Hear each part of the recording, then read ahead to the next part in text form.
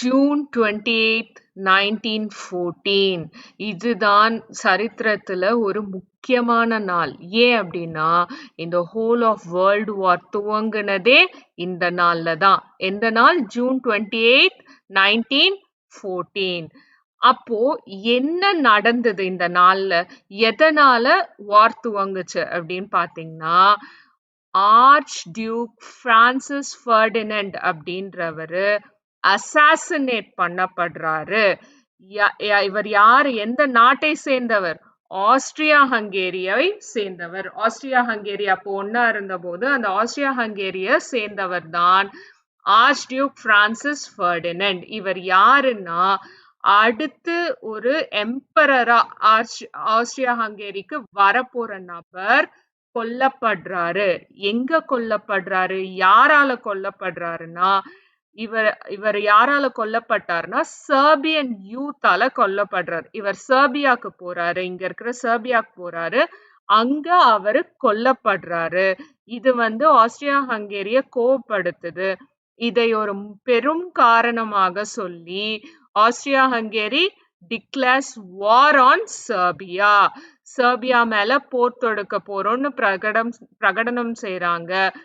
thus beginning the World War I. இதுதான் start of the war. இதுதான் World War I துவங்கவே செய்யுது. அடுத்து August 2 to 7 1914 இந்த 5 நாள்ல ஒரு சீரீஸ் ஆஃப் இவெண்ட்ஸ் நடக்குது. அடுத்தடுத்து ஒவ்வொரு கண்ட்ரியா வார் டிக்ளேர் பண்றாங்க அடுத்த கண்ட்ரி மேல. ஃபர்ஸ்ட் ஆஸ்ட்ரியா ஹங்கேரி சர்பியா மேல டிக்ளேர் பண்ணுச்சு இல்லையா? அந்த மாதிரி அடுத்தடுத்து என்னென்ன கண்ட்ரிஸ் அப்படின்னு பாத்தீங்கன்னா, ஃபர்ஸ்ட் இந்த ஆப்பர்ச்சுனிட்டியை யூஸ் பண்றது ஜெர்மனி தான். ஜெர்மனிக்கு ஆல்ரெடி ரஷ்யா மேல இருந்த முன்பகை காரணமாக Germany declares war on Russia. அதுக்கப்புறமா என்ன ஆகுது? உடனே பிரான்ஸ் பெல்ஜியம் மேல வார் டிக்ளேர் பண்ணுது. அதுக்கப்புறமா பிரிட்டன் ஆன் ஜெர்மனி. பிரிட்டன் இப்ப இறங்கி ஜெர்மனி மேல வார் டிக்ளேர் பண்றாங்க இன்டர்ன். ஓகேங்களா? அதுக்கப்புறமா ஆஸ்ட்ரியா ஹங்கேரி வெறும் சர்பியா மேல மட்டும் இல்ல, they declare war on Russia also. ஓகேங்களா? இதுல முக்கியமான விஷயம் என்ன அப்படின்னு பாத்தீங்கன்னா, இதுல இந்த மேப்ல கலர்ஸ் காட்டி இருக்கிற மாதிரி இந்த கிரீன் எல்லாம் ஒரு சைடு ஆஃப் த ஆலைஸ். ஓகேங்களா? ஒரு சைடு மெயின் சென்ட்ரல் பவர்ஸ் யாருன்னு பாத்தீங்கன்னா ஜெர்மனி, ஆஸ்ட்ரியா ஹங்கேரி, இட்டாலி. இவங்க எல்லாம் ஒரு குரூப்பா இருந்தாங்க. இவங்க எல்லாம் ஒரு உடன்படிக்கையோட எல்லாரும் செயல்பட்டுட்டு இருந்தாங்க. இவங்களை எதிர்த்து முக்கியமா போரிட்டவங்க எல்லாம் யாருன்னு பாத்தீங்கன்னா கிரேட் பிரிட்டன், ரஷ்யா, பிரான்ஸ். இவங்க எல்லாம் தான் ஆலைஸ் சேர்ந்துக்கிறாங்க, ஒன்னாகுறாங்க. இவங்க 3 பேரையும் அழிக்கிறதுக்காக, இல்ல அவங்கள தோக்க வைக்கிறதுக்காக. சோ இந்த இடத்துல என்ன ஆகுது? ஜெர்மனி ரஷ்யா மேல போர் தொடுக்குது. அதுக்கப்புறமா பிரான்ஸ் பெல்ஜியம், இங்க இருக்கிற பெல்ஜியம் அடிக்கணும்னு சொல்லுது. அது ஓட்டோமன் எம்பையருக்குள்ள வரும். ஓகேங்களா? அதுக்கப்புறமா பிரிட்டன் ஜெர்மனி அடிக்குது. ஆஸ்ட்ரியா ஹங்கேரியும் ரஷ்யாவை தாக்குது. அதுக்கப்புறமா France and Britain on Austria Hungary. அதுக்கப்புறமா என்ன பண்றாங்க? இந்த பிரான்ஸும் பிரிட்டனும் ரஷ்யாவுக்கு தோல் கொடுக்கிற மாதிரி ஆஸ்ட்ரியா ஹங்கேரிய தாக்குறாங்க. இதுல இடன்பட்ட காலத்துல ஜப்பான் வேற ஜெர்மனி மேல போர் பிரகடனம் செய்றாங்க. நாங்க ஜெர்மனியோட போருக்கு போறோம் அப்படின்னு சொல்றாங்க. அது இல்லாம ஆஸ்ட்ரியா ஹங்கேரி திருப்பியும் பெல்ஜியம், அதுவும் ஓட்டோமன் எம்பையர்ல வரும், அந்த பெல்ஜியத்து மேல போர் தொடுக்கிறாங்க. அது இந்த இடைப்பட்ட காலத்துல அமெரிக்கா, யுஎஸ் மட்டும் இட் டிக்ளேர்ஸ் இட்ஸ் நியூட்ராலிட்டி. நாங்க யார் பக்கமும் போல, சென்ட்ரல் பவர்ஸ் பக்கமும் போல, அலைஸ் பக்கமும் போல, நாங்கள் நியூட்ரலா இருந்துக்கிறோம்.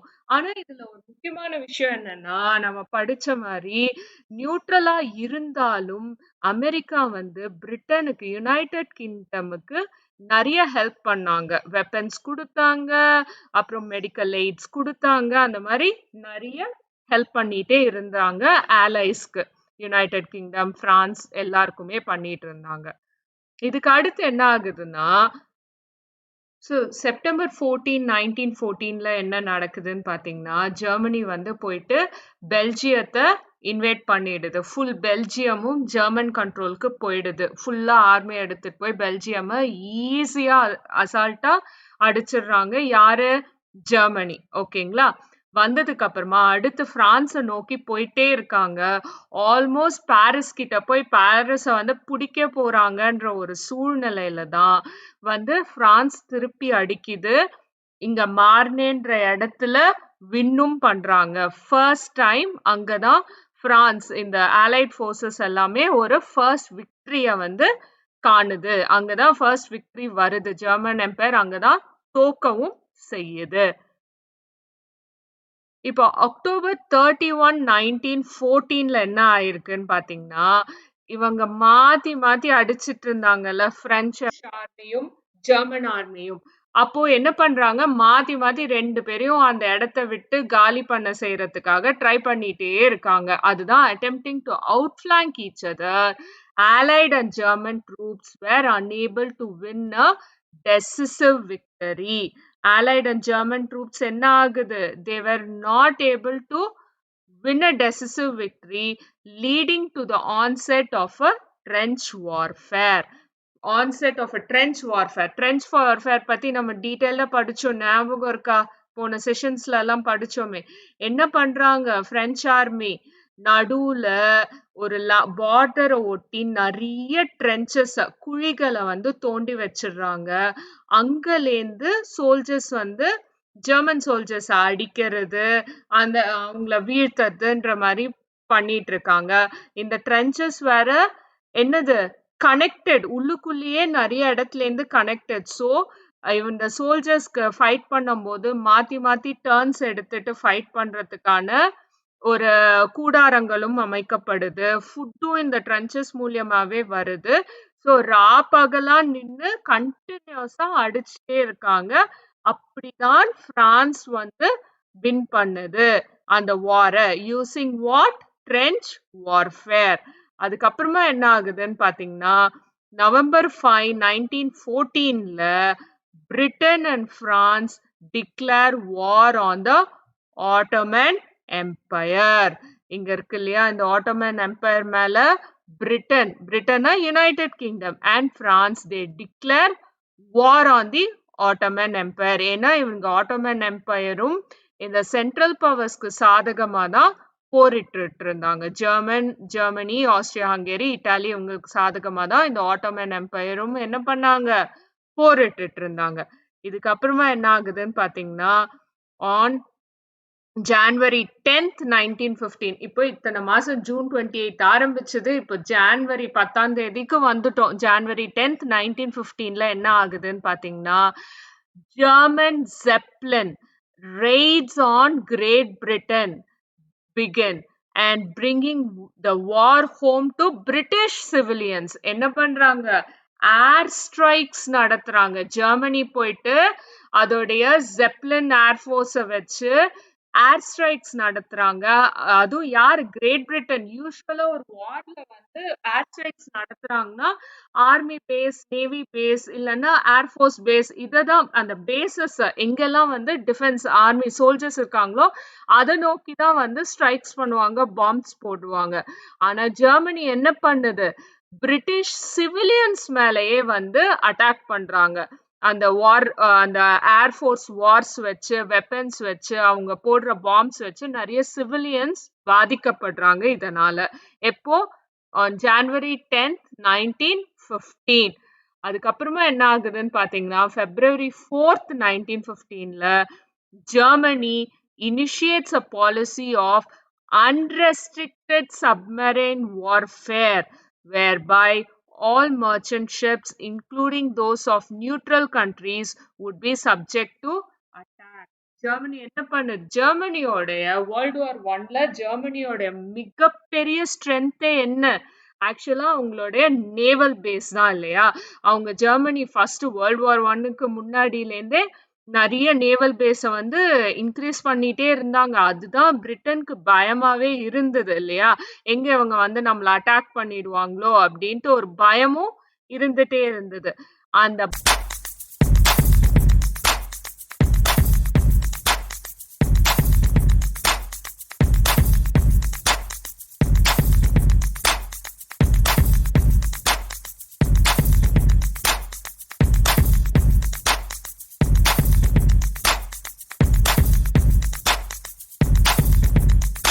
பயத்தை போக்குற விதமாவே என்ன பண்றாங்க ஜெர்மனி, சப்மரைன்ஸ் வச்சு நாங்க எல்லாரையுமே அந்த சீல இருக்கிற எந்த கப்பலா இருந்தாலுமே நாங்க அடிப்போம் அப்படின்னு டிக்ளேர் பண்ணிடுறாங்க.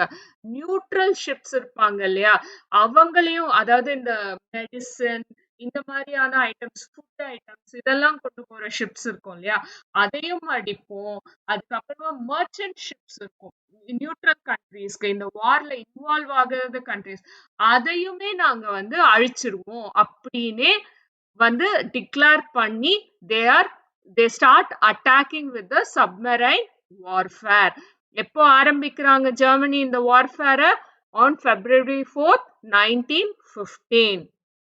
ஏப்ரல் 22 to May 22 ஒரு மாசம், ஏப்ரல் 22nd மே 22nd 1915லயே என்ன ஆகுதுன்னு பாத்தீங்கன்னா, Germans launch the first successful gas attack in history. அதாவது கெமிக்கல்ஸ் யூஸ் பண்ணி ஒரு நாடு அழிக்கிறது அப்படின்றது இருக்கு இல்லையா, கெமிக்கல் பாம்ஸ் யூஸ் பண்ணி கெமிக்கல் கேசஸ் போயிட்டு ரிலீஸ் பண்ணி விட்டுருவாங்க அடுத்த நாட்டுல. எப்படின்னா ஏர் ஸ்ட்ரைக்ஸ் மூலியமா ரிலீஸ் பண்ணி விடுவாங்க. அதை வந்து ஃபர்ஸ்ட் ஜெர்மன்ஸ் தான் லான்ச் பண்றாங்க. அது வந்து தட் வாஸ் த ஃபர்ஸ்ட் சக்சஸும் ஆகுது. நிறைய சிவிலியன்ஸ் அதுல வந்து இறந்தும் போறாங்க, அடி வாங்குறாங்க. That was the first successful gas attack Germans பண்றாங்க. மற்ற நாடெல்லாம் பண்ணக்கூடாதுன்னு இருந்தாலுமே அட்லாஸ்ட் கடைசியில by the end of the war both allied and central powers will have used chemical weapons. ரெண்டு பேருமே, சென்ட்ரல் பவர்ஸும் சரி அலைட் பவர்ஸும் சரி, ரெண்டு பேருமே மாத்தி மாத்தி இந்த கேஸ் அட்டாக் நடந்திருக்கு ஹிஸ்டரியில. மாத்தி நிறைய சிவிலியன்ஸ் எல்லாம் கொல்லப்பட்டிருக்காங்க. அதுக்கப்புறமா அவங்க எல்லாம் நிறைய காம்ப்ளிகேஷன்ஸ் எல்லாமே ஃபேஸ் பண்ணியிருக்காங்க. இதெல்லாம் பண்ணது யாரு அப்படின்னு பாத்தீங்கன்னா, ஃபர்ஸ்ட் ஸ்டார்ட் பண்ணது ஜெர்மன்ஸ் தான். ஆனா அது கடைசியில எல்லா நாடுமே இதை யூஸ் பண்ணிருக்கு மத்த நாடுங்க மேல. அதுக்கப்புறமா என்ன ஆகுதுன்னு பாத்தீங்கன்னா, ஏப்ரல் 25th 1915ல British and French troops including Australians and New Zealanders land on the Gallipoli Peninsula in the Ottoman Empire. Ottoman வந்து ஜெர்மன், ஆஸ்திரியா, ஹங்கேரி சைட் சேர்ந்தது இல்லையா. அந்த ஆட்டோமன் எம்பையர்ல வந்து கேலிபோனி பெனின்சுலால அட்டாக் பண்றதுக்காக பிரிட்டிஷ், பிரெஞ்ச் ட்ரூப்ஸ் எல்லாரும் வராங்க. இவங்களோட சேர்ந்துட்டு ஆஸ்திரேலியா அண்ட் நியூசிலாந்து எல்லாம் பிரிட்டன் அண்ட் பிரான்ஸோட காலனிஸா இருந்தது இல்லையா, அந்த சோல்ஜர்ஸும் சேர்ந்தே இறங்குறாங்க இந்த இடத்துல. so that they could attack the Ottoman Empire. அதுக்கப்புறமா என்ன ஆகுது, மே 7th 1915ல என்ன ஆகுதுன்னு பாத்தீங்கன்னா, ஜெர்மன் யூபோட், அதாவது ஒரு சப்மரைன் போட் சர்ப்ரைஸா டார்பிடோஸ்னா கவிழ்க்கிறது. எதை கவிழ்க்கிறதுன்னு பாத்தீங்கன்னா, லூஸ்டியானா அப்படின்ற ஒரு பிரிட்டிஷ் பேசஞ்சர் லைனரை கவிழ்க்கிறது. அந்த பேசஞ்சர் லைன்ல இருந்தவங்க எல்லாம் அமெரிக்கன்ஸ். அதுல 128 அமெரிக்கன்ஸ் வேர் killed. 128 அமெரிக்கன்ஸ். அதாவது அமெரிக்கால இருந்து அது ஒரு passenger ship, it is coming to Britain. அத ஆல்ரெடி ஏப்ரல் 22 வந்து ஜெர்மனி வந்து என்ன டிக்ளேர் பண்ணியிருந்தாங்க, அந்த கேஸ் லிங்க் எல்லாம் முன்னாடியே ஜான்வரி பிப்ரவரி டைம்லயே இந்த மாதிரி வாட்டர்ல வர நியூட்ரல் கண்ட்ரிஸோட ஷிப்ஸையும் நாங்க கவிழ்ப்போம் அப்படின்னு சொல்லியிருந்தாங்க. அதுக்கேத்த மாதிரி இந்த லூஸ்டியானாவை கவிழ்த்ததுல 128 அமெரிக்கன் சிவிலியன்ஸ் வேர் கில்ட். இதுதான் அமெரிக்காவை வேர்ல்ட் வார்ல என்டர் பண்ண வைக்கிறதுக்கான மிகப்பெரிய காரணமா அமையுது. இதுதான் ஒரு முக்கியமான காரணம். அப்பதான் அமெரிக்கன் பீப்புள் எல்லாம் கொந்தளிக்கிறாங்க, அவங்களோட பிரசிடென்ட்டையும் வந்து ஃபோர்ஸ் பண்றாங்க. அது மட்டும் இல்லாம மே 23rd 1915 என்ன ஆகுதுன்னா, Italy all of a sudden என்ன பண்றாங்க, இதுக்கு முன்னாடி ஆஸ்ட்ரியா ஹங்கேரி, ஜெர்மனி, அப்புறமா அது ஆட்டோமன் எம்பையர் இவங்களோட எல்லாம் வந்து இணக்கமா இருந்தாலும் இவங்க என்ன பண்றாங்கன்னு பாத்தீங்கன்னா, இந்த டைம் இணக்கமா இருக்காங்க. ஆனா வார்ல வந்து ஃபுல் ஃபிளெட்ஜ்டா இட்டாலி வந்து இறங்கல. கொஞ்சம் விட்டு பார்ப்போம். பார்த்துட்டே இருக்காங்க. டெஸ்டிங் த வாட்டர்ஸ் அப்படின்னு சொல்லுவாங்க இல்லையா? அதாவது என்ன நடக்குதுன்னு பார்ப்போம்னு. அத பார்த்துட்டே இருந்துட்டு அதாவது வார்க்கு முன்னாடி ஆஸ்ட்ரியா ஹங்கேரி ஜெர்மனியோட எல்லாம் இணக்கமா இருந்தாலும் ஒரு வருட காலத்துக்கு அப்புறமா என்ன பண்றாங்க, Italy declares war on Austria Hungary, entering world war on the side of the allies. சில பொலிட்டிக்கல் ரீசன்ஸ்க்காக இட்டாலி வந்து allies சைட் போய் ஜாயின் பண்ணிடுறாங்க and it declares war on Austria Hungary. அதுக்கப்புறமா பாத்தீங்கன்னா செப்டம்பர் 28 1915 என்ன ஆகுது, இப்போ 1 இயர் ஆயிடுச்சு. ஜூன் 1914ல ஸ்டார்ட் ஆன வார் இல்லையா, இப்போ ஒன் இயர் மேல ஆயிடுச்சு.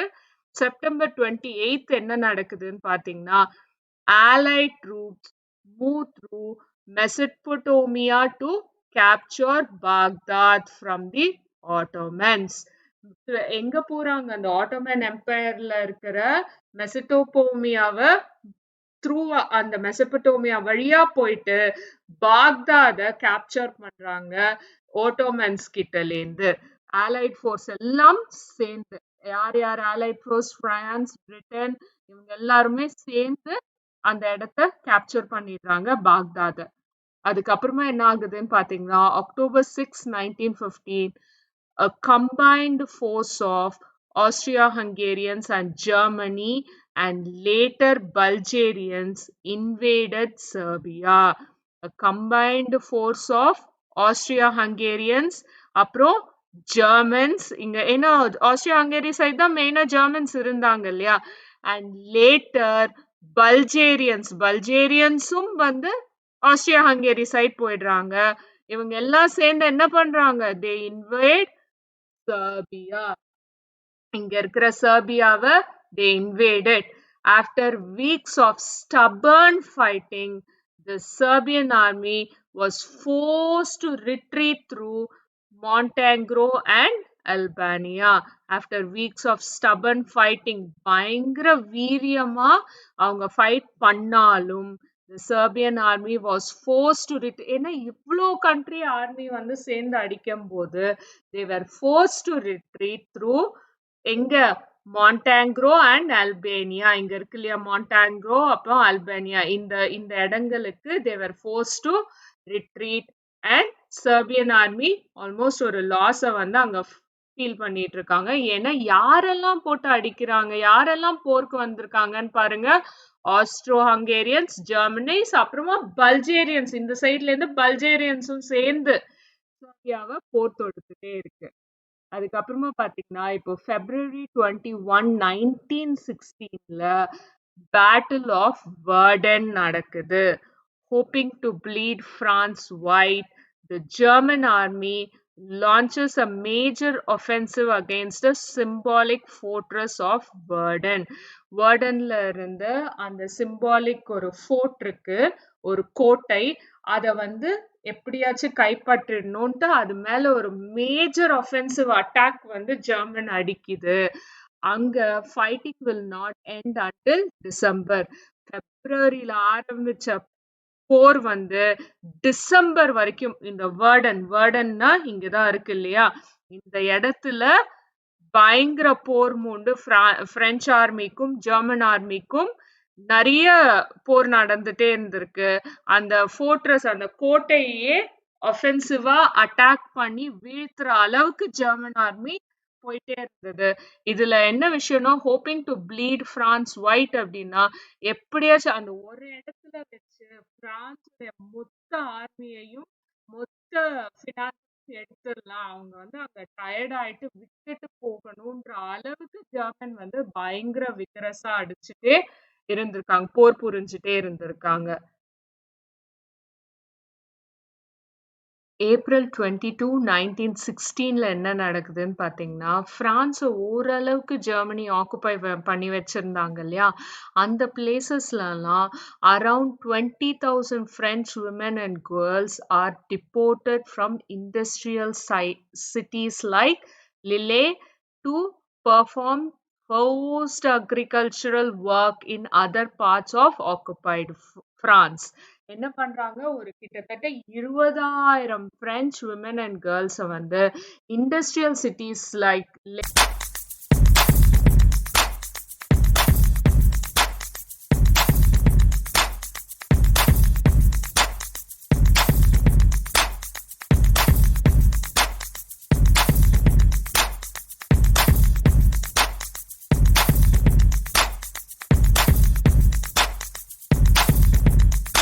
நிலையில இருந்த மாதிரி இருந்த மக்கள் எல்லாம் டிபோர்ட் பண்ணி they are made to perform forced agriculture compel பண்ணி ஒரு அக்ரிகல்ச்சர் எல்லாம் விளைவிக்க செய்றாங்க. யாரு? ஜெர்மன் ஆர்மி தான் வந்து செய்யுது.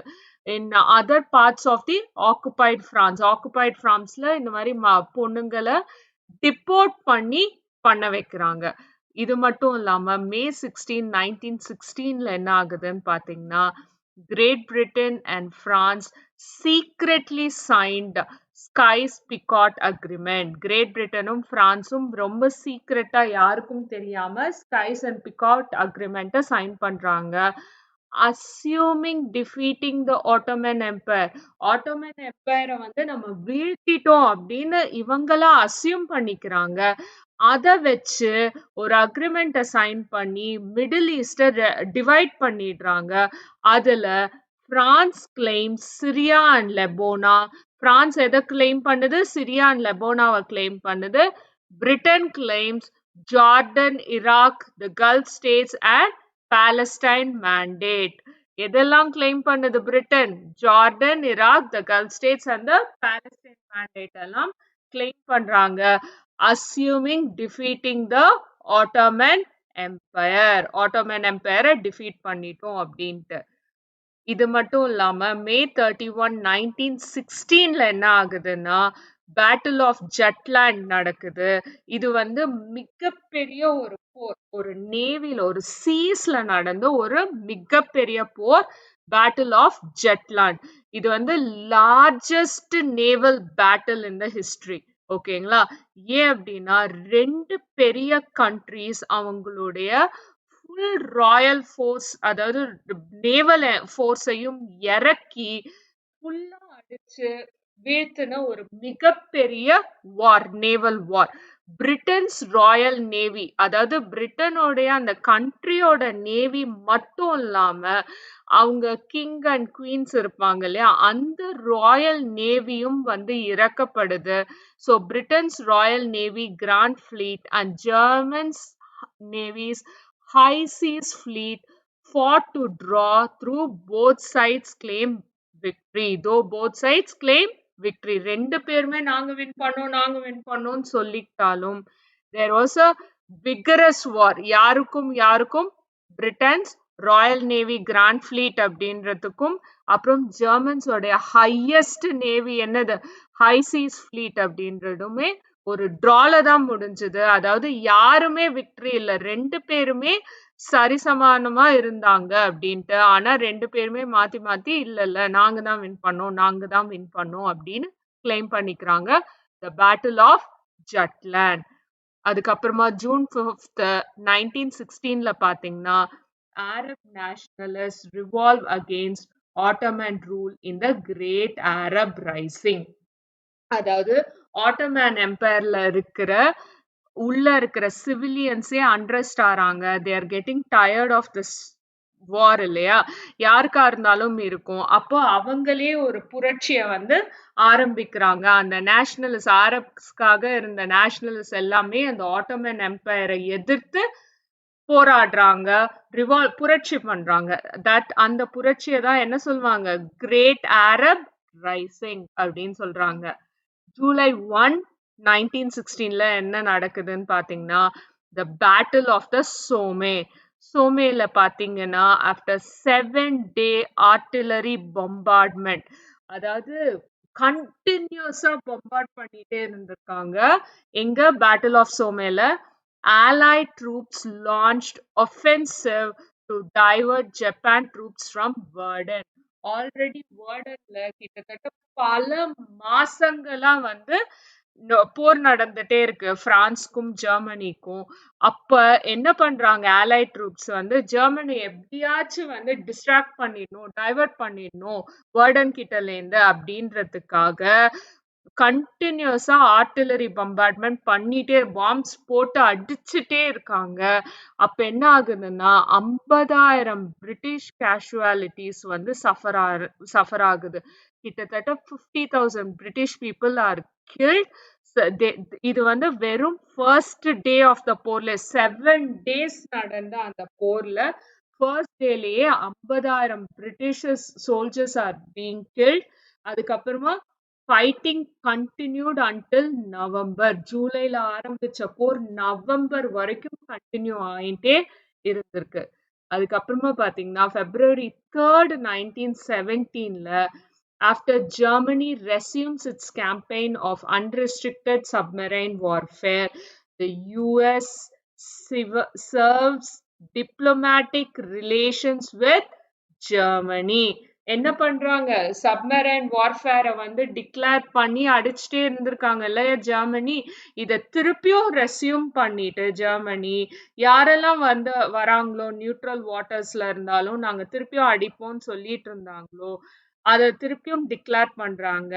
அதுதான் த லாஸ்ட் ஸ்ட்ராவா இருக்கு. யூஎஸ் வந்து எந்த வித அது வரைக்கும் ஒரு டிப்ளமேட்டிக் ரிலேஷன்ஷிப்ல இருந்தாலுமே நியூட்ரலா இருந்தாலுமே அந்த டிப்ளமேட்டிக் ரிலேஷன்ஸ் எல்லாத்தையும் நாங்க சிவியர் பண்ணிக்கிறோம், நாங்க கட் பண்ணிக்கிறோம், ஜெர்மனிக்கும் எங்களுக்கும் இனிமே எந்த வித தொடர்பும் இருக்காது அப்படின்னு யூஎஸ் டிக்ளேர் பண்ணுது ஆன் February 3rd 1917ல.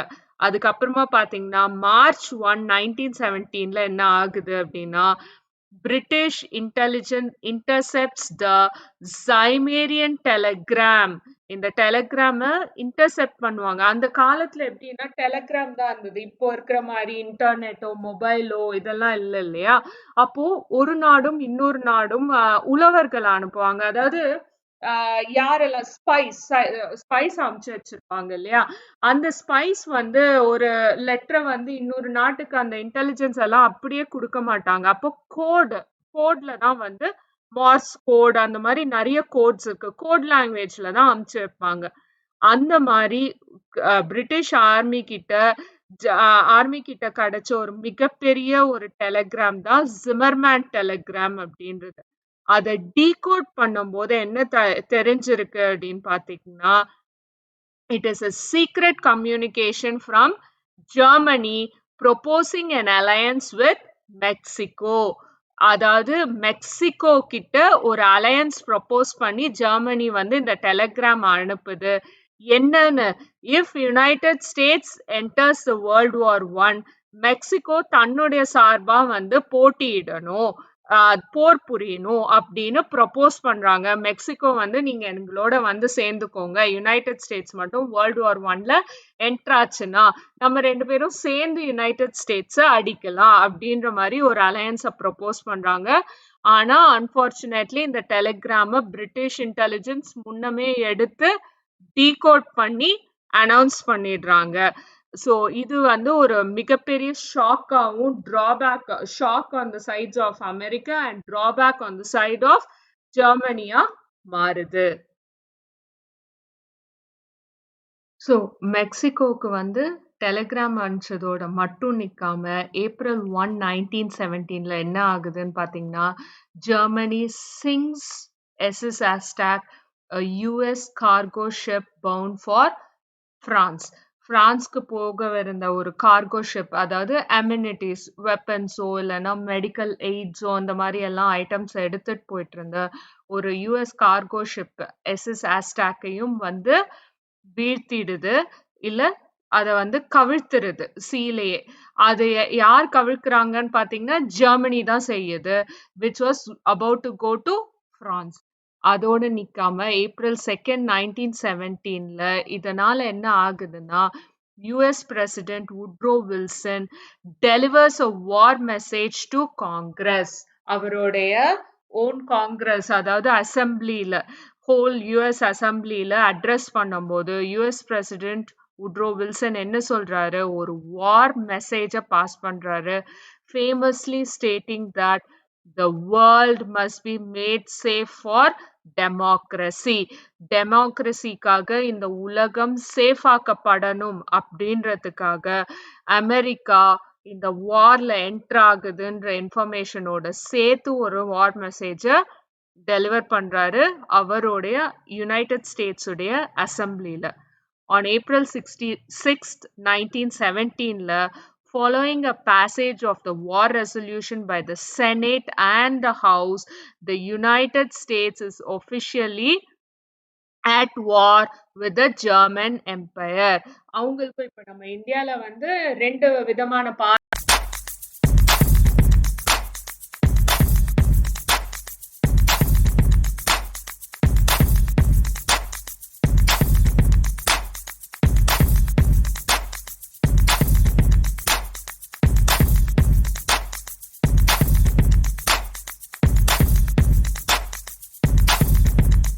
பார்லிமெண்ட்ஸ் இருக்கும் இல்லையா, லோக்சபா ராஜ்யசபான்றது, அதே மாதிரி யுஎஸ்ஏலயும் ரெண்டு ஹவுசஸ் இருக்கு, செனேட் அண்ட் ஹவுஸ் அப்படின்னு சொல்லுவாங்க.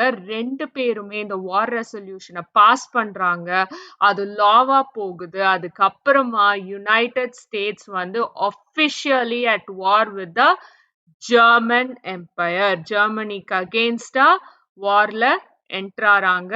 யாரு? அமெரிக்கா.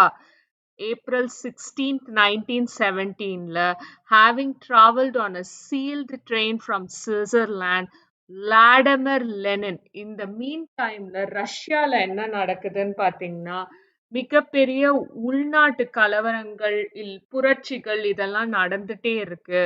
அதுல traveling from sealed train from Switzerland, Vladimir Lenin returns to Petrograd. Petrograd, the capital of என்னது? ரஷ்யா, சென்ட் பீட்டர்ஸ்பர்க்ல இருக்கு. அங்க வந்து ரிட்டர்ன் ஆறாரு. அது வரைக்கும் அவர் வந்து நாடு கடத்தப்படுறாரு. அந்த அரசால அவர் வந்து நீக்கப்படுறாரு. ஏன்னா இவர் தான் வந்து மிகப்பெரிய புரட்சியாளராச்சே. மக்கள், லேபரர்ஸ், ஒர்க்கர்ஸ் எல்லாரையும், பெண்கள் எல்லாரையுமே ஒன்று திரட்டி புரட்சியை தூண்டினாரு. அதனால நாடு கடத்தப்பட்டாரு. ஆனா ஏப்ரல் 16, 1917 மிகப்பெரிய சம்பவமாக யாருக்கும் தெரியாம சீல்டு ட்ரெயின்ல he is coming from Switzerland to Petrograd after a decade of exile to personally lead the Russian Revolution. ஒரு 10 வருடங்கள் கழித்து வந்து அங்க வெடித்திருந்த மிகப்பெரிய ரஷ்ய புரட்சிய வந்து லீட் பண்றதுக்காகவே வராரு. இவரு எந்த சித்தாந்தத்தை எடுத்துட்டு வராரு? கம்யூனிச சித்தாந்தமும் மார்க்சிய சித்தாந்தங்களையும் எடுத்துக்கொண்டு அங்க இருக்கிற மக்கள், ஒர்க்கிங் கிளாஸ்க்காக வராரு. யாரு? Vladimir Lenin. May 18th, 1917 பாத்தீங்கன்னா the US Congress authorizes the Selective Service Act, initiating the first military draft since the Civil War. அவங்க நாட்டிலேயே நடந்த சிவில் வார், கிட்டத்தட்ட பல 100 வருடங்களுக்கு முன்னாடி நடந்த சிவில் வார்க்கு அப்புறமா யுஎஸ் காங்கிரஸ் என்ன ஆத்தரைஸ் பண்றாங்க? செலக்டிவ் சர்வீஸ் ஆக்ட் அப்படின்ற ஒரு லா பாஸ் பண்றாங்க. ஸோ தட் எல்லா இடத்துலயுமே அட்வர்டைஸ் செய்யப்படுது, இந்த மாதிரி ஆர்மிக்கு ஆள் வேணும், நீங்க எல்லாம் வந்து சேரணும் அப்படின்னு பொதுமக்கள் கிட்ட பிரகடனம் செய்யறாங்க. அதுக்கப்புறமா மே 18, 1917 பாத்தீங்கன்னா General John J Pershing commander of American expeditionary ஃபோர்ஸஸா நியமிக்கப்படுறாரு. General John J Pershing. அப்புறம் June 15, 1917 பாத்தீங்கன்னா Congress passes the Espionage Act, making it crime for any person to convey information intended to interfere with the prosecution of the war effort or to promote the success of the country's enemies. US என்ன பண்ணுது? Espionage Act ஒன்னு pass பண்றாங்க, ஒரு லா.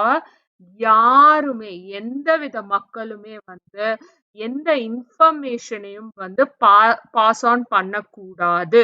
Enemies கண்ட்ரீஸ்க்கு pass on பண்ணப்பட்டாங்கன்னா they will have severe punishment அப்படின்றதும் declare செய்யப்படுது. America வந்து இந்த மாரி போருக்கான எல்லா தயாரிகளும் செஞ்சுட்டு, உள்ள போருக்கான சாதனங்கள் எல்லாம் தயார் செஞ்சுட்டு, உள்ள இறங்குறாங்க. அந்த மீன் டைம்ல என்ன ஆகுதுன்னு பார்த்தீங்கன்னா, ஜூலை 31, 1917ல அலைட் ட்ரூப்ஸ், பிரிட்டனை சேர்ந்த அலைட் ட்ரூப்ஸ் இருக்கு இல்லையா? They are largely those from the British Empire launch an attack to seize key ridges near Ypres, Belgium. பெல்ஜியத்தை சேர்ந்த எப்ரெஸ்ல இருக்கிற நிறைய கீ ரிட்ஜஸை வந்து தன்வயப்படுத்திக்கிறாங்க. போர்ல வந்து வெல்றாங்க. They achieve victory, but only after months of fighting in horrific conditions and sustaining heavy casualties. நிறைய horrific, அதாவது ரொம்ப காட்டுத்தனமான ஒரு கண்டிஷன்ஸ், அந்த மாதிரியான ஒரு கொடூரமான கண்டிஷன்ஸ் எல்லாத்தையும் சஸ்டெயின் பண்ணிட்டு எல்லாத்தையும் தாங்கிட்டு, அது மட்டும் இல்லாம நிறைய உயிர் சேதங்களையும் பார்த்துட்டு அதுக்கப்புறமா தான் இந்த விக்டரிய அச்சீவ் பண்றாங்க பிரிட்டிஷ் எம்பையர். இது மட்டும் இல்லாம நவம்பர் 2, 1917ல என்ன நடக்குதுன்னு பாத்தீங்கன்னா, Britain issues the Balfour Declaration, a statement of support for the establishment of a Jewish nation in the Palestine. Jewish nation இதெல்லாம் தான் இவங்க வந்து பிரிச்சுக்கிட்டாங்க இல்லையா பிரான்ஸ்ல. அதுல வந்து பால்ஃபோர் டெக்ளரேஷன் வந்து டிக்ளேர் பண்றாங்க, ஒரு ஸ்டேட்மெண்ட் இஷ்யூ பண்றாங்க பிரிட்டன். அதுல என்ன சொல்லப்படுது அப்படின்னா, ஒரு extends its support, ஒரு சப்போர்ட் கொடுக்கறாங்க for the establishment of Jewish nation in Palestine. பாலஸ்டைன்ல ஒரு ஜூஸ்க்காக மட்டுமே ஒரு நேஷன், ஒரு கண்ட்ரிய உருவாக்கலாம் அப்படின்னு சொல்லிட்டு சப்போர்ட் கொடுக்கறாங்க. யாரு? The Great Britain. அப்புறம் நவம்பர் 7th, 1917ல Vladimir Lenin and the Bolsheviks, Bolshevik பார்ட்டியை தான் வந்து லாடிமிர் லெனின் தன்னை கீழே எடுத்துக்கிறாரு. கரெக்டுங்களா? ஏன்னா பால்ஷ்விக்ஸ்னா ஒர்க்கிங் கிளாஸ் உடைய பார்ட்டி. அந்த பார்ட்டியை தன்னை கீழே எடுத்துக்கிட்டு assume complete control over the new Soviet Russian state. அப்ப இருந்த எம்பரரையும் அப்டிகேட் பண்ணிட்டு, அதாவது தூக்கிட்டு, அதுக்கப்புறமா இவங்க வந்து ஃபுல் ரஷ்யாவும் பால்ஷ்விக் பார்ட்டி கீழே வந்துருது. They are winning it and ரஷ்யாவை இவங்க கவர்ன் பண்ண ஆரம்பிச்சிடுறாங்க. யாரு? லாடிமிர் லெனின் கீழே த பால்ஷ்விக்ஸும் சேர்ந்து பால்ஷ்விக் பார்ட்டியும் எல்லாம் ரஷ்யாவை ஃபுல்லா அவங்க கையில எடுத்துக்கிறாங்க.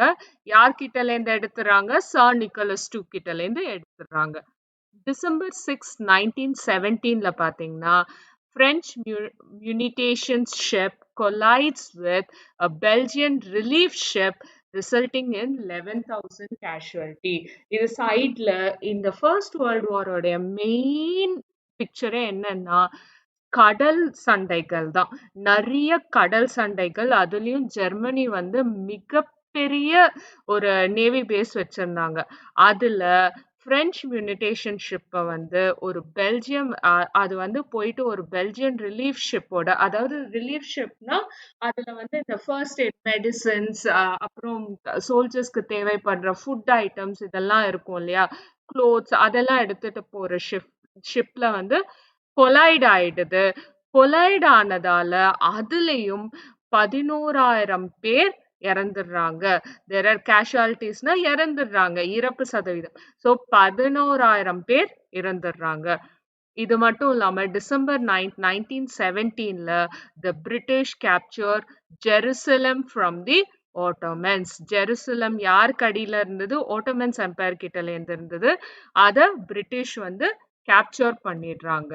அதுக்கப்புறமா ஜான் 8, 1918ல பாத்தீங்கன்னா, US president Woodrow Wilson outlines his 14 points for peace. இப்ப அமெரிக்காவும் வார்ல இறங்குனதால ஆல்மோஸ்ட் எல்லா நேஷன்ஸுமே வந்து at the end of their எக்கானமிக்கு வந்துட்டாங்க. அவங்கவுங்க நாட்டுக்குள்ளேயே நிறைய ரிவோல்ட்ஸ் எல்லாம் நடந்துட்டு இருந்தது, புரட்சி எல்லாம் நடந்துட்டு இருந்தது. ஜெர்மனி இவங்க எல்லாம் வந்து எக்ஸாஸ்ட் ஆயிட்டாங்க, எக்கானமிக் ஹெல்ப் இல்ல. ஸோ அவங்க வந்து வீக்கன் ஆயிட்டே இருந்தாங்க எல்லா கண்ட்ரீஸும். அந்த நேரத்துல தான் ஜான் 8, 1918 காலகட்டத்துல வுட்ரோ வில்சன் வந்து ஒரு 14 பாயிண்ட் வந்து அவுட்லைன் பண்றாரு ஒரு பீஸ் ட்ரீட்டிக்காக. பீஸ் வந்து சைன் பண்ணணும். அப்புறம் நம்ம எல்லாருமே ஒரே நேஷன்ஸா லீக் ஆஃப் நேஷன்ஸ் ஒன்னா இணைஞ்சு போராடணும், ஒர்க் பண்ணணும். எதுக்கு? உலகளாவிய உலகம் ஃபுல்லா அமைதி காக்கிறதுக்காக அப்படின்னு அவருடைய ஃபேமஸ் 14 பாயிண்ட்ஸ் ஃபார் பீஸ் வந்து வெளியிடுறாரு. மார்ச் 3, 1918ல என்ன நடக்குதுன்னு பாத்தீங்கன்னா, Russia and Germany signed the Treaty of Brest-Litovsk, officially removing Russia from World War I. மக்கள் எல்லாருமே ரஷ்யன் புரட்சியில இன்வால்வ் ஆகி அவங்களுக்கு இந்த வார்க்கு போக வேணாம், திருப்பியும் இந்த வாரை விட்டு நிறுத்தணும்ன்றத அப்போ புதுசா ஃபார்ம் ஆன பார்ட்டி ரெஸ்பெக்ட் பண்றதால ஜெர்மனியும் ரஷ்யாவும் ஒரு பீஸ் ட்ரீட்டி சைன் பண்ணிக்கிறாங்க. That's called as treaty of Brest Litovsk. இதுல என்ன சொல்லப்படுதுன்னா, ரஷ்யா நாங்க இனிமே இந்த போர்ல கண்டினியூ ஆகல, இந்த போரை விட்டு நாங்க விலகிக்கிறோம் அப்படின்னு ஒபிஷியலா ரஷ்யா அனௌன்ஸ் பண்ணுது. மார்ச் 8, 1918ல என்ன நடக்குதுன்னா, இப்ப நம்ம almost at the end of the வார்க்கு கொஞ்சம் கொஞ்சமா நகர ஆரம்பிச்சிட்டோம். அப்ப பாத்தீங்கன்னா கேம்ப்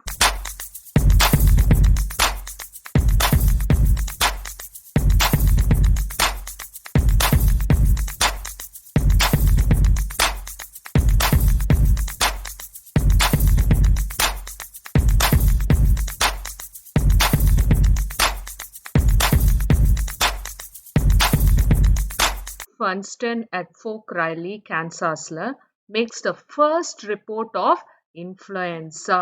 ஸ்பானிஷ் ஃப்ளூ அப்படின்னு சொல்லப்படுற ஸ்பானிஷ் இன்ஃப்ளூயன்ஸா ஃப்ளூ இருக்கு இல்லையா, வெறும் ஃபீவர், கோல்ட், காஃப் இதெல்லாம் வர்றது. அந்த மாதிரி ஒரு ஃப்ளூ வந்து கண்டறியப்படுது. The disease spreads overseas to the western front. அதாவது இங்கிலாந்து இதெல்லாம் வரைக்கும் கூட வந்து சேருது. Over the next year, this Spanish influenza kills 20 million worldwide. Already வார் நடந்துட்டு இருந்து மக்கள் இறந்துட்டு இருந்த சமயத்துல 20 மில்லியன் மக்களை இந்த ஸ்பானிஷ் இன்ஃப்ளூயன்ஸா பலியிடுது. இந்த மாதிரியான ஒரு சூழ்நிலையும் நிலவிட்டே இருக்கு. வார் ஒரு பக்கம் நடக்கும்போது இன்னொரு பக்கம் ஒரு தொற்று நோய் பரவலும் பறந்துட்டே இருக்கு. அது வந்து அதோடைய பேர் என்ன? ஸ்பானிஷ் இன்ஃப்ளூயன்ஸா, அதாவது ஃப்ளூ அப்படின்னு சொல்லப்படுறது. அந்த காலத்துல அதுக்கு மருந்து வேற கண்டுபிடிக்கணும்ன்ற ஒரு சூழ்நிலையில 20 மில்லியன் பீப்புள் அதுக்காக இரையாறாங்க. அதுக்கப்புறமா மே 28, 1918ல பாத்தீங்கன்னா பேட்டில் ஆஃப் கேண்டிக்னி அப்படின்னு ஒரு பேட்டில் நடக்குது, ஒரு போர் நடக்குது. In its first major battle of world war one, American troops captured the town of Cantigny, depriving the Germans of an important observation point. ஜெர்மனியோடைய important observation point, அங்கலேருந்து அப்சர்வ் பண்ணி தான் அவங்க ட்ரூப்ஸ் எங்க அனுப்பணும், எப்படி எதிரிங்க வருவாங்கன்னு கண்டறிகிற அந்த பாயிண்டையே வந்து அமெரிக்கா வீழ்த்துது. அத அமெரிக்கன் ட்ரூப்ஸ் கேப்சர் பண்றாங்க, ஜெர்மனி கிட்டலேருந்து மீட்டுடுறாங்க. இது மட்டும் இல்லாம July 17th, 1918ல Bolsheviks murdered the former Tsar of Russia, Nicholas II and his family. இப்பதான் ரஷ்யா வந்து ஃபுல் ஆஃப் பால்ஷெவிக் பார்ட்டி, அதாவது விளாடிமிர் லெனின்க்கு கீழே போனதுக்கு அப்புறமா இவர் வந்து சா நிக்கோலஸ் டூ வந்து அவர் என்ன பண்றாரு, அப்டிகேட் பண்ணிடுறாரு த்ரோனை, ரஷ்யாவை விட்டு இடம் பெயர்ந்து போறாரு. ஆனால் அதுக்கப்புறமா அவர் கொண்டு வந்து அவர் கொல்லப்படுறார். அவர் வந்து சுத்தமா இல்லாம அவங்க யாருமே அத வந்து திருப்பியும் எம்பரர் ஃபேமிலி வராம இருக்கிறதுக்காக அண்ட் ஆல்சோ ரஷ்யாவை வார்க்கு கூட்டு போன காரணத்துக்காக அவரு கொல்லப்படுறாரு.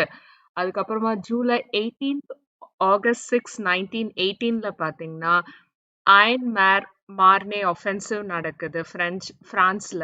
It marks a major turning point in the fighting on the Western Front. 2 days after its conclusion, the British attack at Amiens is called the Black Day of the German Army. மார்னேல தான் மிகப்பெரிய வீழ்ச்சிய German army சந்திக்குது. அது அங்கதான் வந்து British ஆர்மியோட attack அங்கதான் attack பண்ணி தடுமாறம் அடைய செய்றாங்க ஜெர்மன் ஆர்மில. அந்த நாள் தான் black day of the German ஆர்மியா இன்றைக்கும் சொல்லப்படுது. செப்டம்பர் 12th 15ஆம் தேதிக்குள்ள இந்த 3 நாள்ல 1918ல என்ன நடக்குதுன்னு பாத்தீங்கன்னா, பேட்டில் ஆஃப் செயின்ட் மைக்கேல் நடக்குது. இதுவும் ஒரு இம்பார்ட்டன்ட் பேட்டில். இங்க வந்து first major offensive operation by General John J Pershing's. John J Pershing's தான் வந்து அமெரிக்காவுடைய படைத்தள அதிபதி இல்லையா? அவரு கீழே வந்து ஒரு மேஜர் ஒஃபென்சிவ் பேட்டில் நடக்குது. அமெரிக்காஸ் எக்ஸ்பெடிட்டரி ஃபோர்ஸஸ் உடைய, அதாவது டிராவல் பண்ணிட்டு வந்த அந்த ஃபுல் ஆர்மி, நேவி, ஏர்ஃபோர்ஸ் எல்லாருமே சேர்ந்த ஒரு அமைப்புக்கு கீழே, அமைப்புடைய அதிபதியா இருக்கிறவர் யாருன்னு பாத்தீங்கன்னா ஜெனரல் ஜான் ஜே பர்ஷிங். இவருக்கு கீழே தான் இந்த பேட்டில் ஆஃப் செயின்ட் மைக்கேல் நடக்குது. இதுவும் ஜெர்மனிக்கு ஒரு சறுக்கலாகவே முடியுது. செப்டம்பர் 26, 1918ல மியூஸ் அரகோனே ஒஃபென்சிவும் நடக்குது. மியூஸ் அரகோனேன்ற பாயிண்ட்லயும் ஜெர்மனியோட சண்டையிடுறாங்க. After a short artillery bombardment, ரொம்ப குறைவான அந்த பொம்பார்ட்மெண்ட்ஸ்க்கு அப்புறமாவே American and French troop advance towards German position in the Argonne forest and along the Meuse river. ஜெர்மனுக்கு உள்ள போக ஆரம்பிச்சிடுறாங்க American and French troops. Most of the Argonne ஃபாரஸ்ட்ல இருக்கிற ஜெர்மன் பொசிஷன்ஸ் எல்லாமே கேப்சர் பண்ணிடுறாங்க. The largest offensive in US history, it played a major role in bringing about an end to the war. அதாவது German வந்து தாக்கி America வந்து அத வந்து பாதுகாக்குது அப்படின்னா தான் டிஃபென்சிவ் இல்லையா? அப்படி இல்லாம அமெரிக்கா இந்த வார் எண்ட்ல என்ன பண்றாங்க அப்படின்னா ஒஃபென்சிவ் ஸ்ட்ரைக் எடுக்கிறாங்க. அதாவது ஜெர்மனிக்கு டைம் தராம இவங்களே ஃபர்ஸ்ட் போய் ஜெர்மனிய வீழ்த்துற வேலையில ஈடுபடுறாங்க. அந்த மாதிரி ஈடுபடும் போதுதான் என்ன ஆகுதுன்னா யுஎஸ் வந்து விக்டரிய காணுது அண்ட் ஜெர்மனி தோல்வியும் அடையுது. ஸோ யுஎஸ் ஹிஸ்டரியிலேயே it played a major role in bringing about an end to the war. கடைசியா இந்த வாரோடைய எண்டு முற்றுப்புள்ளிக்கு கொண்டு வரதே அமெரிக்காவால தான் செய்யப்படுது. எப்போ? செப்டம்பர் 26, 1918லேருந்து ஆரம்பிக்குது. அதுக்கப்புறமா October 24th to November 3rd 1918ல என்ன நடக்குதுன்னா பேட்டில் ஆஃப் விட்டோரியா வெனட்டோ நடக்குது. Austria Hungarian forces are severely defeated by the Italian army. Austria-Hungary side their forces are severely defeated by the Italian army, ending the war on the Italian front and ushering in the final dissolution of the Austro-Hungarian Empire. அது கடைசியில எந்த அளவுக்கு போயிருதுன்னா dissolution of the Austro Hungarian எம்பையரே நடக்குது. அதாவது அந்த எம்பையரே கலைக்கப்படுது, அந்த அளவுக்கு போகுது after the defeat by the Italian army on the Italian front. November 9th 1918 பாத்தீங்கன்னா German Kaiser Wilhelm II abdicates and flee to Holland. Almost நம்ம வாரோடைய எண்டுக்கு வந்துட்டோம். ஏன்னா ஜெர்மனி இதுக்கு மேல அதனால போரிட முடியல. ஸோ அதோட எம்பரரான ஜெர்மன் கைசர் வில்ஹெல்ம் II வந்து என்ன பண்றாரு, த்ரோன் அப்டிகேட் பண்ணிடுறாரு, அதாவது விட்டுடுறாரு. விட்டுட்டு he runs away to flees to Holland. ஹாலண்டுக்கு ஓடி போயிடுறாரு. German republic later the Weimar Republic proclaimed. Weimar republic அப்படின்ற பார்ட்டி வந்து ஜெர்மனிய தனக்கு கீழே எடுத்துக்குது, அவங்களுக்கு கீழே எடுத்துக்குது. ஏன்னா இவர் கைசர் வில்ஹெல்ம் II வந்து he ran away to Holland. ஏன்னா அவரு சிறைப்பட்டாரோ இல்ல மாட்டிக்கிட்டாருன்னா கண்டிப்பா அவரை வந்து கொன்னுடுவாங்கன்றது அவருக்கு தெரியும். அதுக்கப்புறமா கடைசியா end of the war November 11th, 1918. November 11th, 1918. இதுதான் முக்கியமான தேதி. இப்பதான் நடக்குது. Having been given 72 hours to agree to Allied demands, Germany signs the armistice. 72 hours கொடுக்கப்படுது to agree to Allied demands. அதாவது பிரிட்டன், அமெரிக்கா இவங்கெல்லாம் சேர்ந்து பிரான்ஸ் இவங்கெல்லாம் சேர்ந்து ஒரு டிமாண்ட்ஸ் வைக்கிறாங்க. அதை ஒத்துக்க சொல்றாங்க. அட் லாஸ்ட் ஜெர்மனி சைன்ஸ் த ஆர்மிஸ்டைஸ். அதாவது நாங்க இனிமே போரிடல அப்படின்ற ஒரு ட்ரீட்டிய சைன் பண்றாங்க. டிமாண்ட்ஸை சைன் பண்றாங்க. Supreme allied commander Marshal Ferdinand Foch orders that all hostiles on the Western Front cease at 11 a.m. Paris time. இவர் என்ன பண்றாரு?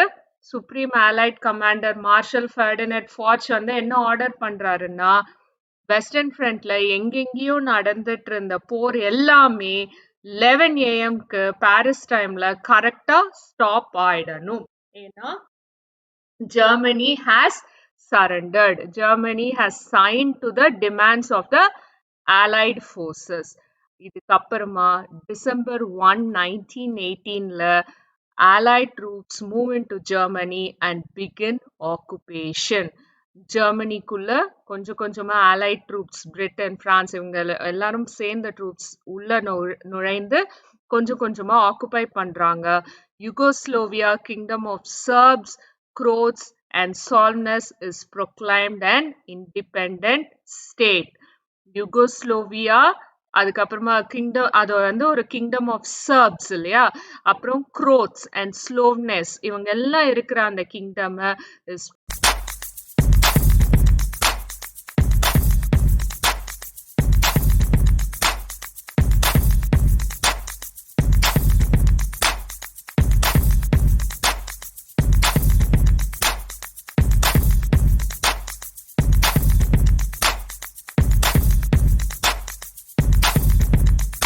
proclaimed as an independent state. Independent country-ஆ நிறுவுறாங்க. February 14th, 1919ல பாத்தீங்கன்னா at the Paris Peace Conference, Allied nations proposed Constitution for the League of Nations to promote international cooperation. at the Peace Conference வந்து Paris Peace Conference நடத்துறாங்க. அதுல நிறைய பெரிய மக்கள் அந்தந்த கண்ட்ரிஸோடைய leaders வந்து join பண்றாங்க. இதுல மெயினான ஒரு இதை எடுத்ததே யுஎஸ் பிரசிடென்ட் உட்ரோ வில்சன் தான். அவங்க எல்லாம் சேர்ந்துட்டு allied, especially the allied nation, அலைஸ்ல சைட்ல இருந்த நேஷன்ஸ் எல்லாம் they propose Constitution for the League of Nations to promote international cooperation. எல்லாரும் இணக்கமா இருக்கிறதுக்காக ஒரு கான்ஸ்டியூஷன் எழுதப்படுது. June 28, 1919ல பாத்தீங்கன்னா Germany forced to sign Treaty of Versailles. Treaty of Versailles இதுதான் பீஸ் ட்ரீட்டி இல்லையா. இந்த ட்ரீட்டியை தான் Germany was forced to sign and Germany cedes Alsace-Lorraine to France, recognizes Belgian sovereignty. அதுக்கப்புறமா என்ன பண்றாங்க? disarms and agrees to pay war reparations. இந்த Treaty of Versailles மூலியமா Germany என்னெல்லாம் பண்ணுது பாத்தீங்களா? ஃபர்ஸ்ட் அலசே-லொரைனை வந்து பிரான்ஸ்க்கு கொடுத்துருது. அதுக்கப்புறம் பிரான்ஸ் கிட்ட இருந்து ஆக்கிரமம் செஞ்சது. ஸோ அதை திருப்பி பிரான்ஸுக்கு கொடுத்துருது. அப்புறம் ரெகக்னைசஸ் பெல்ஜியன் சாவர்னிட்டி, பெல்ஜியம் ஒரு தனி எம்பையரா வந்து ரெகக்னைஸ் பண்றாங்க. அதுக்கப்புறமா டிசார்ம்ஸ் and agrees to pay war reparations. எல்லா வெப்பன்ஸையும் விட்டுட்டு மற்ற நாடுகளுக்கு, அதாவது ஜெர்மனி தான் இந்த போரை ஸ்டார்ட் பண்ணுச்சுன்ற ஒரு கன்க்ளூஷனுக்கு வந்ததால மற்ற நாடுகளுக்கு இவங்க என்ன சொல்றது, நஷ்ட ஈடுகள் வந்து கொடுக்கறாங்க. வார் ரெப்பரேஷன்னா போர் நஷ்ட ஈடுகள் அதெல்லாமே வந்து ஜெர்மனி தான் சுமக்குது. US Senate refuses to ratify the Treaty of Versailles, preventing from joining the League of Nations. இதோட நிக்காம League of Nationsலயும் ஜெர்மனி ஜாயின் ஆக கூடாது, அதுதான் ஜெர்மனிக்கான தண்டனை அப்படின்னு அறிவிக்கப்படுது. அதுக்கப்புறமா ஆகஸ்ட் 10th 1919ல பாத்தீங்கன்னா the treaty of Sevres officially ends the war between the allies and the Ottoman Empire and marks the beginning of the latest partitioning. அதாவது ட்ரீட்டி ஆஃப் சிவியர்ஸ், சிவியர்ஸ்னா வெட்டுறது, துண்டாடுறது, ஓகேவா? அந்த ட்ரீட்டி மூலியமா they officially end the war between the allies. ஓகேங்களா? Britain, France இந்த alliesக்கும் Ottoman எம்பையருக்குமான வாரை வந்து நிறுத்திட்டு அதை எண்ட் பண்ணிட்டு அதுக்கப்புறமா ஆட்டோமன் எம்பையரை தே ஆர் என்ன பண்றாங்க, குட்டி குட்டி குட்டி கண்ட்ரீஸா பார்ட்டிஷன் பண்றாங்க. only the territory that becomes Turkey is independent of British and French control. Turkey மட்டுமே ஒரு இண்டிபெண்டா ஒரு கண்ட்ரியா இருக்கே தவிர்த்து மிச்சபடி இந்த ஆட்டோமன் எம்பையர்ல இருக்கிற மற்ற எல்லா கண்ட்ரீஸும் எய்தர் பிரிட்டிஷ் இன்ஃப்ளூயன்ஸோடவோ இல்ல பிரெஞ்சு இன்ஃப்ளூயன்ஸோடவோ தான் திகழ்து, துண்டாடப்படுது, இல்ல partition பண்ணப்படுறாங்க. So at last at the end of the war என்ன ஆகுது, ஜெர்மனியும் சரி ஆட்டோமன் எம்பையரும் சரி அவங்க தான் மிகப்பெரிய இழப்புகளை சந்திக்கிறாங்க, அவங்க தான் பெரிய நஷ்டங்களையும் சந்திச்சிருக்காங்க. இதுதான் வேர்ல்டு வாரோடைய அட் லாஸ்ட் எண்ட். இதுக்கப்புறமா லீக் ஆஃப் நேஷன்ஸ் எல்லாம் செயல்படுது, ஓரளவுக்கு பீஸும் மெயின்டைன் பண்ணப்படுது after the First World War. எல்லாருக்கும் இந்த டைம்லைன் வச்சு நம்ம இது வரைக்கும் படிச்ச செஷன்ஸ் எல்லாம் நினைவு வந்திருக்கும்னு நான் நினைக்கிறேன், ஹோப்ஃபுல்லி. ஸோ திருப்பியும் ஒரு வாட்டி கிளான்ஸ் பண்ணிக்கோங்க, இன்னும் நல்லா புரியும்.